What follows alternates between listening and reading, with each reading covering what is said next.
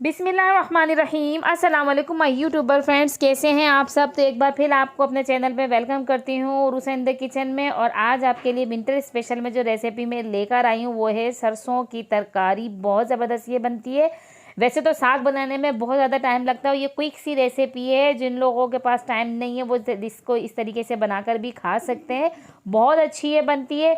तो जो दोस्त चैनल पे नए हैं तो चैनल को सब्सक्राइब करना ना भूलें, साथ ही बेल आइकन को भी प्रेस करें ताकि न्यू वीडियोस का नोटिफिकेशन आप तक जल्द से जल्द पहुंच सके। और वीडियो आपने पूरी देखनी है एंड तक बिना स्किप किए। वीडियो अच्छी लगे तो इसे लाइक करें और अपने फ्रेंड्स एंड फैमिलीज़ के साथ इसे शेयर करें। तो रेसिपी हम स्टार्ट करते हैं। तो ये मैंने कढ़ाई ली और कढ़ाई के अंदर 1/4 कप सरसों का तेल डाला है। और अब सरसों का तेल जब गर्म हो जाएगा तो उसके अंदर हमने डालना है ये मेथी दाना।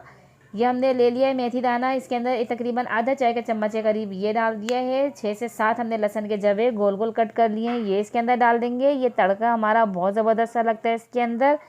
और लहसुन में हमने ज़्यादा कलर नहीं देना। जब लहसुन की खुशबू आना शुरू हो जाए तो हमने 10 से 12 हमने साबुत लाल मिर्चें ली थी, उसको कट कर लिया था, वो डाल दिया इसके अंदर। हल्का सा उसको फ्राई करने के बाद ये जो हमारे सरसों के पत्ते हैं इसको हमने बिल्कुल बारीक कट किया है। इसे बारीक ही कट करें ताकि डंठल जो है वो भी बारीक कट हो जाए, ताकि आसानी से जल्दी से गल जाए वो। तो सारे हमने इसके अंदर सरसों के पत्ते सारे डाल देने हैं और अच्छी तरीके से इसको हमने मिक्स करना है। कोई ज़्यादा चीज़ें इसके अंदर नहीं जाएंगी, बस इन्हीं के साथ ये पक जाएगा। बस हमने इसके अंदर अभी तक नमक नहीं डाला है, नमक अभी हम डालेंगे इसके अंदर। तो ये देख सकते हैं मिक्स करने के बाद ये कितनी सी हो गई है। अब इसके हिसाब से हम नमक डालेंगे। तो नमक थोड़ा बाद में ही डाला करें क्योंकि स्टार्ट में ये बहुत ज़्यादा होती है, आइडिया नहीं होता है। तो इस तरीके से नमक इसके अंदर डालने के बाद अच्छे से हमने इसको मिक्स करना है। और मिक्स करने के बाद इसको कवर करके हमने पकाना है तकरीबन 5 मिनट के लिए तेज़ आंच पे, ताकि ये पानी अपना छोड़ दे।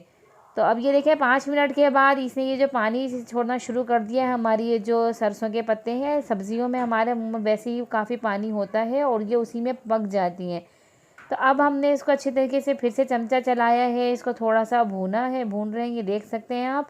और अब इसको हम मज़ीद कवर करके 15 मिनट के लिए पकाएंगे, ताकि ये जिसके अंदर जितना भी पानी हो लो फ्लेम पे पकाएंगे ताकि इसका पानी सारा ड्राई हो जाए।